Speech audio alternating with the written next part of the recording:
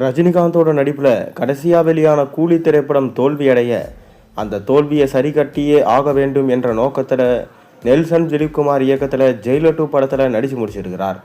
October 15ஆம் தேதி அந்த படமானது ரிலீஸ் ஆகிருக்கு. இந்நிலையில் அவரது மகள் சௌந்தர்யா சொல்லியிருக்கும் விஷயம் கவனத்தை ஈர்த்திருக்கு.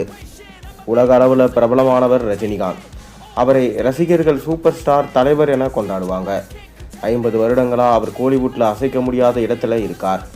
அதற்கு காரணம் அவரது அயராத உழைப்பும் நேர்மையும் தான். இப்போது அவருக்கு 75 வயது ஆகிறது. இந்த வயதில் பெரும்பாலானவர்கள் ஓய்வு எடுப்பவர்கள்.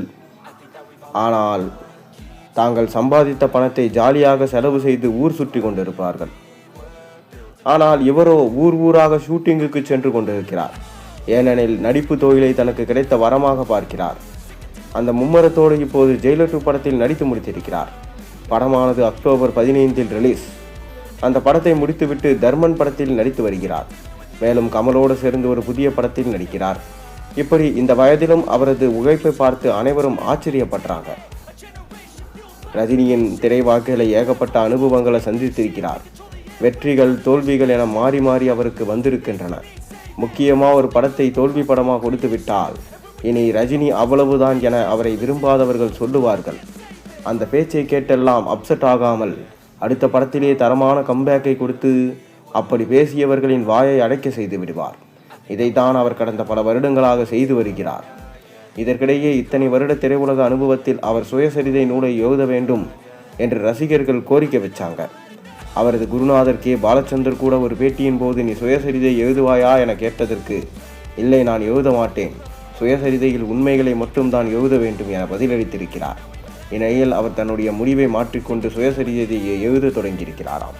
இது குறித்து அவரது இளைய மகள் சௌந்தர்யா கூறுகையில், தனது சுயசரிதையை அப்பா எழுத தொடங்கிட்டார். அந்த பணியில் நானும் மிகவும் நெருக்கமாக ஈடுபட்டு வரேன்.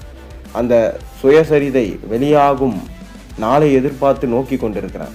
எந்த அளவுக்கு அந்த புத்தகம் சிறப்பாக உருவாகியிருக்கிறது என்பதை நேரில் பார்ப்பதற்காக நானும் ஆவலாக காத்து கொண்டிருக்கிறேன். இது மக்கள் பல ஆண்டுகளாக படித்து அதிலிருந்து உத்வேகம் பெறக்கூடிய படைப்பாக இருக்கும் என நம்புகிறேன். சரியான நேரத்தில் அவரது வாழ்க்கை வரலாறு படமாக மாறும். அது தலைவர் 175 படமாக இருக்க வாய்ப்பு இருக்குது. மேலும் பிரம்மாண்ட இயக்குனர் சங்கர் தான் அதை எடுக்க அதிக வாய்ப்பு இருப்பதாகவும் சொல்லியிருக்காங்க. தனிப்பட்ட முறையிலும் தொழில் வாழ்க்கையிலும் மிக முக்கியமான படைப்பாக இருக்கும். பரமஹம்ச யோகானந்தரின் ஆட்டோபயோகிராஃபி ஆஃப் எ யோகி புத்தகம் பிடிக்கும். அதே போல நீடித்த முக்கியத்துவத்தை அப்பாவின் சுயசரிதையும் பெறும் என நம்புகிறேன்.